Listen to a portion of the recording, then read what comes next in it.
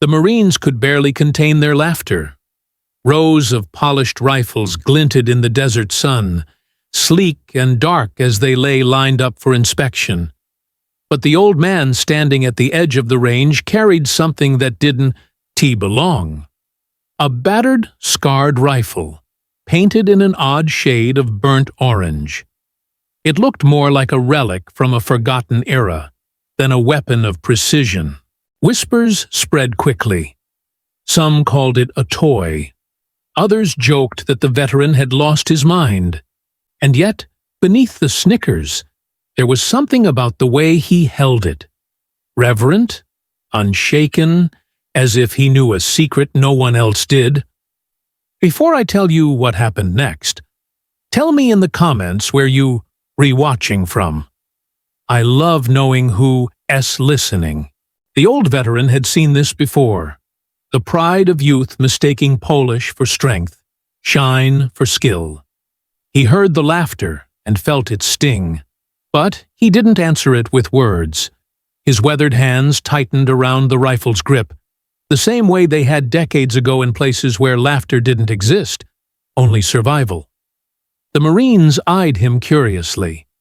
Who was this relic of a man? His hair, gray and coarse, caught the desert wind. His boots were worn smooth, his uniform faded and patched. Everything about him seemed outdated, except for his eyes. They were sharp, steady, and disturbingly calm. The commanding officer, amused by the chatter, gave a mocking nod. "If you're so confident with that thing, show us. The marker's at 4,000 meters. Nobody here has hit it. Let's see if you can." A hush fell. 4,000 meters. An impossible shot even for their finest rifles, let alone for something old and odd-colored. But the veteran didn't flinch. He simply walked forward, the crunch of gravel beneath his boots, the only sound. The Marines leaned closer, some smirking, others shaking their heads. He set the rifle down on the earth. Dust rose in a lazy cloud around him. He stretched out prone, his cheek against the stock, breathing slow and deep. The world narrowed, the laughter, the whispers, the heat, all faded. All that remained was the wind whispering across the sand and the distant glint of the target. His finger rested lightly on the trigger. For a moment, the Marines felt it too, the stillness, the quiet, the unbearable tension, as though the desert itself held its breath. Then came the crack. The rifle roared, the orange paint gleaming in the sun like a flame. The sound echoed across the range, bouncing off silence itself. Seconds stretched into eternities. Marines shaded their eyes, scanning. Nothing. Then, faint but unmistakable, came the metallic clank. The target 4,000 meters away shuddered violently, struck dead center. A wave of disbelief rippled through the ranks. Murmurs became gasps. Smirks vanished. Even the officer's confident grin faltered, replaced by stunned silence. One Marine whispered, "That's impossible." But it wasn't impossible. It was skill born of years, of mistakes survived, of nights awake when missing meant more than shame. It meant death. The veteran slowly sat up, his face calm. No celebration, no pride. Just the quiet dignity of someone who had nothing left to prove. Yet the shot had not gone unnoticed.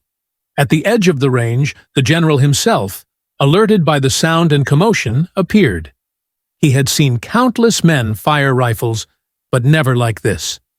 His gaze fixed on the orange weapon, then on the man holding it. "Where did you learn to shoot like that?" he asked.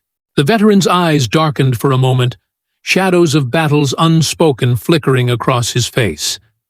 "In places you wouldn't want these young men to ever see." A silence deeper than before swept over the Marines. Their laughter now seemed hollow, shameful. In that moment, they understood the weight of what they had mocked.